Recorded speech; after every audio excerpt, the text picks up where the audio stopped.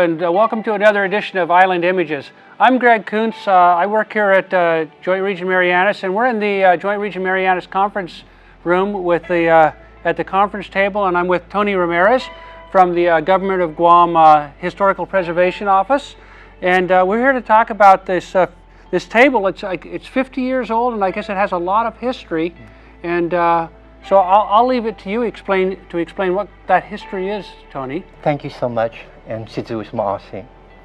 The table that we are standing in front of is so tied into the history of Guam because it is the table that finally determined the end of the Vietnam War. Now, to personalize this story, let me provide the information from the Chamorro Guam perspective, because over 70 men died during the Vietnam War.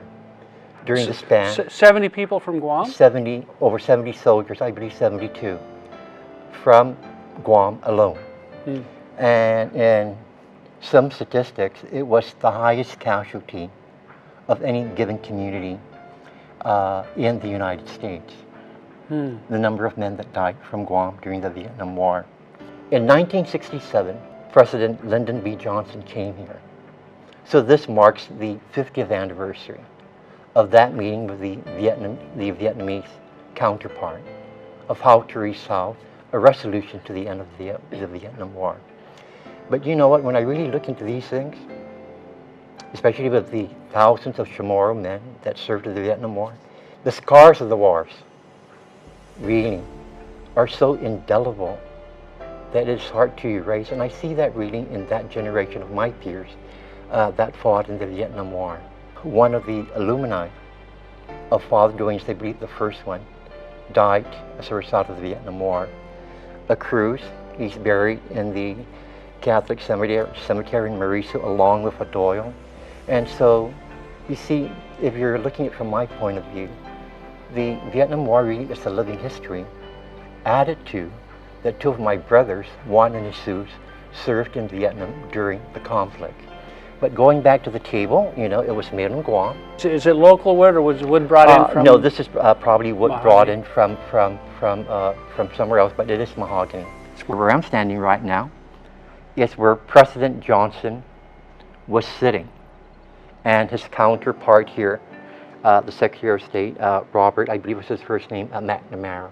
And the photograph right behind us really beautifully illustrates the conference that took place.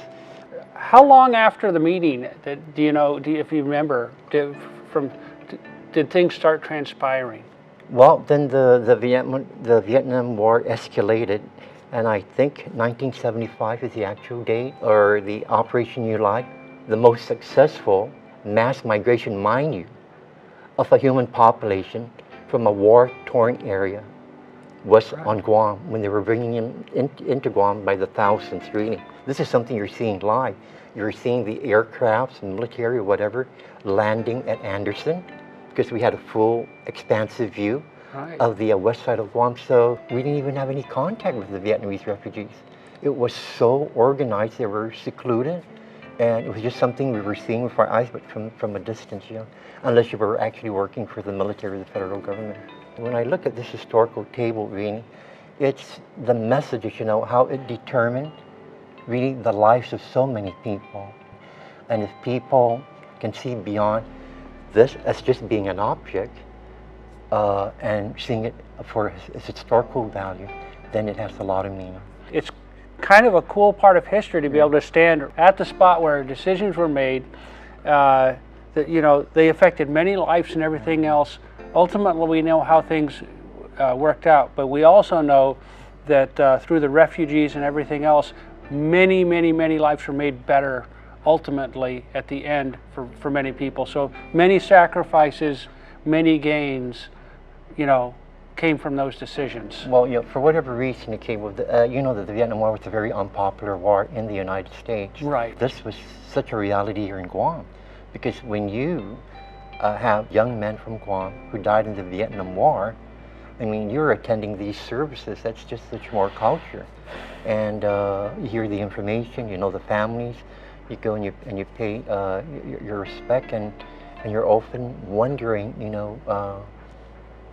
why is this? Right. This is from a parent's perspective. Maybe when a nation goes into these conflicts, should really think of the consequences. I could never look at the table quite the same after hearing that. Very important decisions are continued to be made around this table because the Admiral sits here and our staff sits here.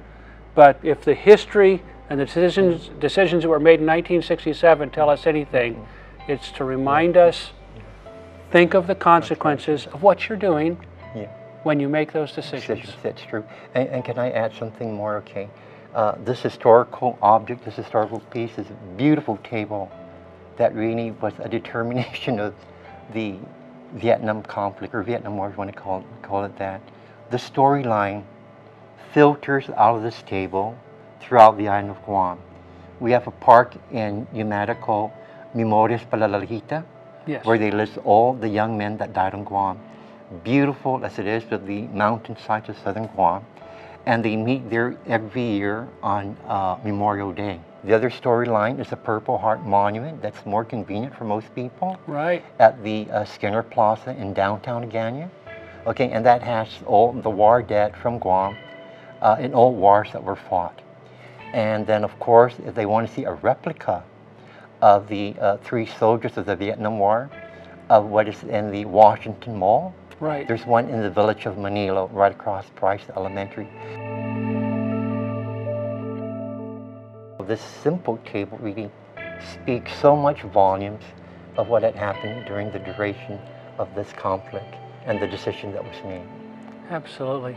Tony, thank you so much for coming in and talking about this table. Well, it's a beautiful table. The history itself and some of the meanings of the things that happened around this table when it was built, they mean so much to me as a retired military person, as somebody that can understand that. And thank you for sharing the Chamorro perspective too. That is so important and so endearing to those of us that are lucky enough to work here and call Guam home. Again, thank you very much, Tony. I appreciate it. And adios and bye for now. Adios.